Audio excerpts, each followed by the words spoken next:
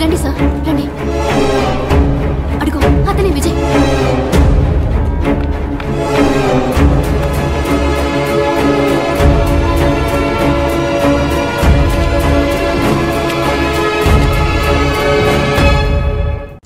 మీరు వాణ్ణి ఎప్పటికీ పట్టుకోలేరు సార్. ఈయన గారి కళ్ళు కనపడవనుకుంటాను సార్. మణికంఠ, అది కూడా నీకు ఇప్పుడే తెలిసిందా? Congratulations sir. విజయ్ని అరెస్ట్ చేశారు, సెంట్రల్ జైల్లో పెట్టారు సార్.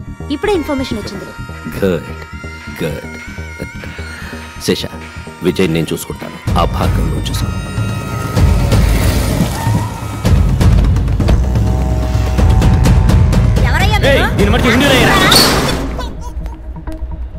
భార్గవ్, ఈ సంవత్సరం కూడా అంకులే మెడికల్ కౌన్సిల్ హెడ్.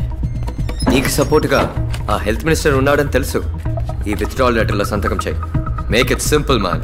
అను ఏందన్న నువ్వు అనేదే? ఎందుకు మమ్మల్ని తోడుకొచ్చిందే? ఓ 5 నిమిషాలు టైం ఇయ్యే, సంతకం ఎడతాడా లేదో చూద్దాం. ఎట్లేదనుకో కట్ చేసి నీ వెనకమాల వచ్చేస్తాం. Make it quick. ఇంకో 2 నిమిషాలు విజయ్ని మ్యాజిస్ట్రేట్ దగ్గర తీసుకెళ్తారు సార్. డీసీ వెంకటేశ్వర వస్తారు సార్. కొంచెం త్వరగా వెళ్ళి మాట్లాడరండి సార్. ఆశలే సార్. కోర్టుకు తీసుకెళ్ళి రెడీ చేసావా?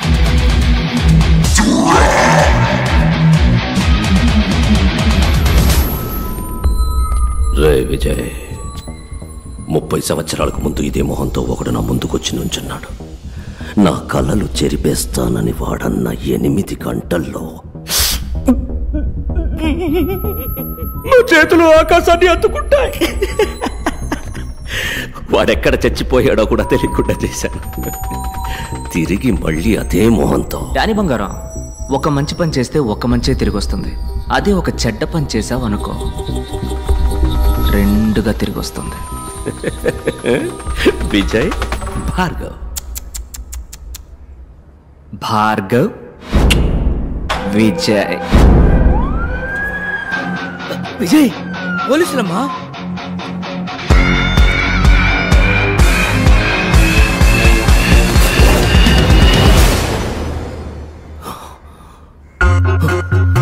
ఇప్పుడు శేష క్లినిక్ లో. ఓ, కుర్ర విలన్ అక్కడికి పోయాడా? ఏంటమ్మా నువ్వు చిన్న పిల్లని ఒంటరిగా పంపావు? ముందు ఫోన్ కొట్టు. నేనన్నా 5 నిమిషాలు పంచ్ డైలాగులు మాట్లాడాక యాక్షన్లోకి దిగుతాను. ఆడు పంచ్ కొట్టాక పంచ్ డైలాగ్ మాట్లాడతాడు. చెప్పండి అంకుల్. శేష, ఎక్కడున్నా? భార్గవ్ క్లినిక్ లో సంతకం పెట్టిస్తున్నాను. అక్కడున్నది విజయ్ కాదరా, భార్గవ్. పిచ్చాడా? టెన్షన్ లో వాక్కు కరెక్ట్ గా చెప్పు. అక్కడున్నది భార్గవ్ కాదరా, విజయ్.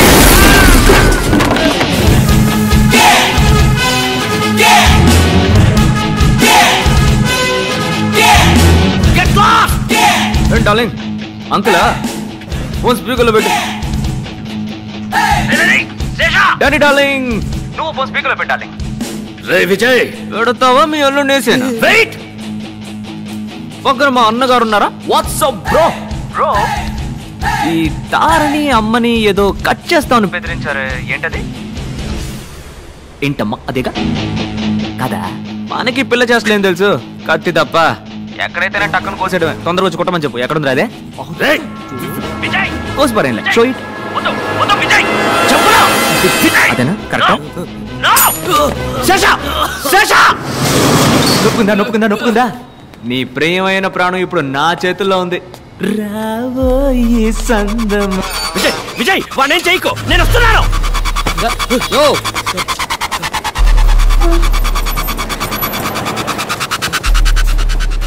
వెళ్ళవయ్యా, ఎక్కడికైనా వెళ్ళవయ్యా,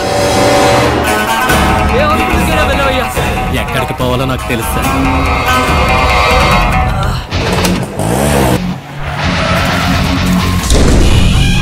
శేష, Vijay, Vijay, where are you?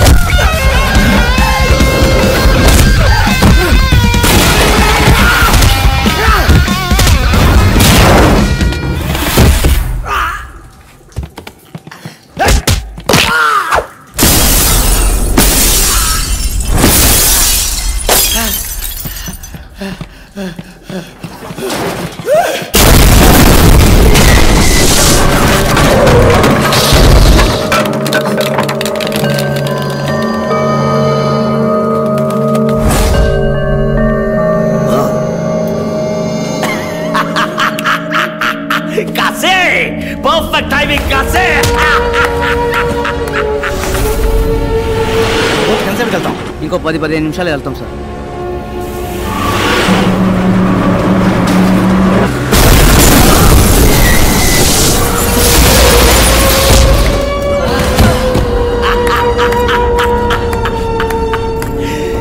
ఏట్రా విజయ్, భార్గవ్ విజయ్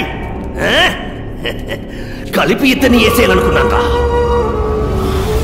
చచ్చాడు.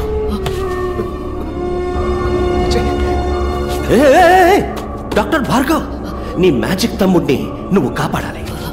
మీ ఇద్దరిని కలిపి నేనేసేయాలి. వెళ్ళు కాపాడు.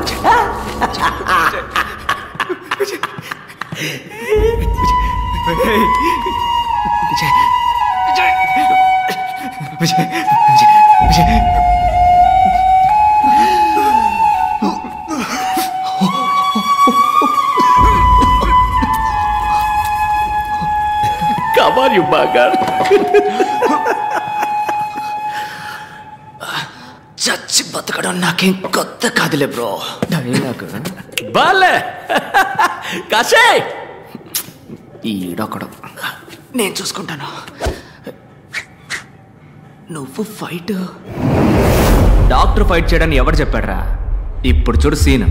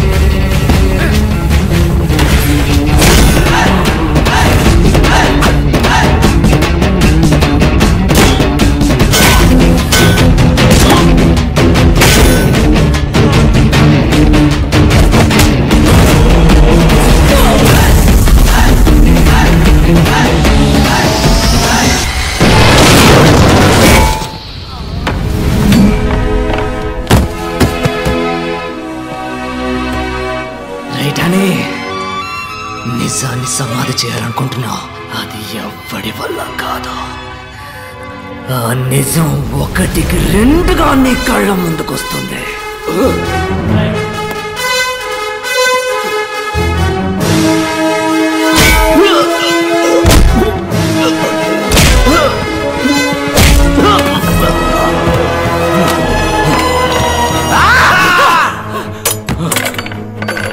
నేను చూస్తున్నా, నీలాంటి వాడిని నేను చంపను.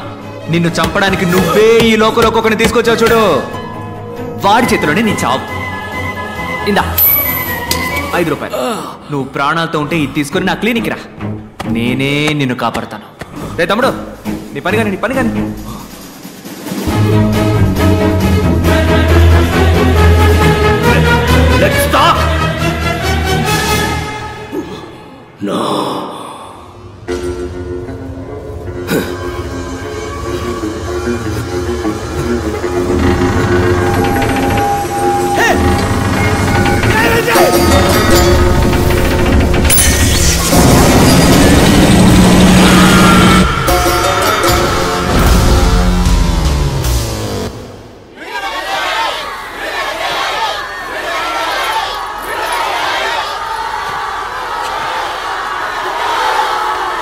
లోపల నువ్వు మాట్లాడుకోవడానికి కారణం ఇప్పుడు మాట్లాడాల్సిన అవసరం. మాట్లాడు.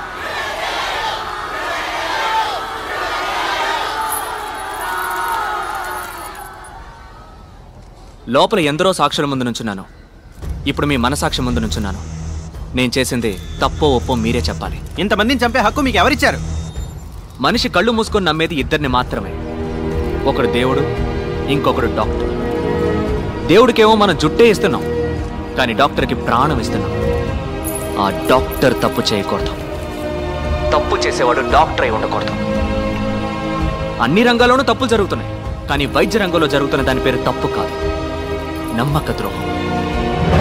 ఆ ద్రోహానికి క్షమాపణే లేదు. సార్, మెడికల్ సిస్టమ్ బిజినెస్ గా మారిందంటే తప్పెవరిదంటారు? గవర్నమెంట్ హాస్పిటల్ సవ్యంగా సేవలు అందించకపోవడానికి కారణం ఎవరో వాళ్లే నిజమైన నేరస్తులు.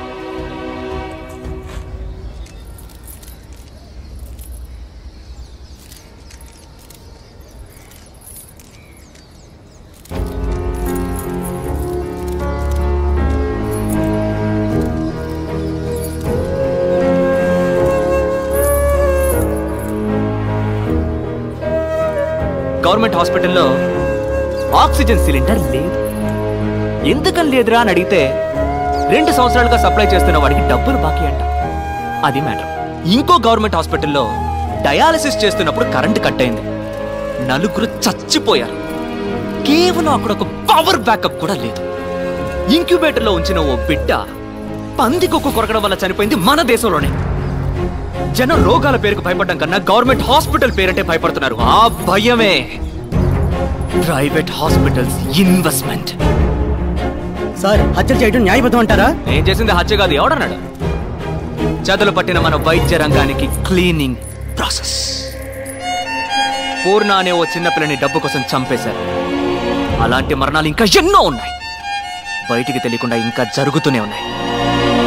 ప్రజలకి ప్రభుత్వ ఆసుపత్రుల్లో హక్కుగా దక్కాల్సిన వైద్యం అందక కళ్ల ముందే అయిన వాడిని పోగొట్టుకుని కన్నీరు మున్నీరవుతున్న సామాన్య ప్రజానీకు అనుభవిస్తున్న ఆ పెయిన్, ఆ కోపం.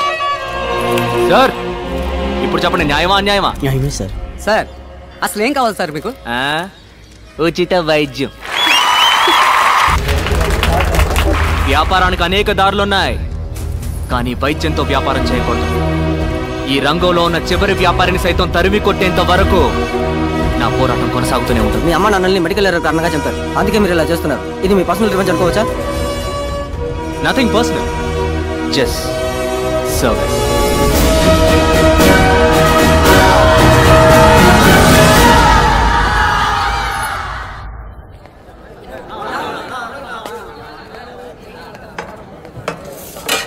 అన్నోయ్, ఎన్నాళ్ళు పురుగులు పడి నన్ను తినేదే?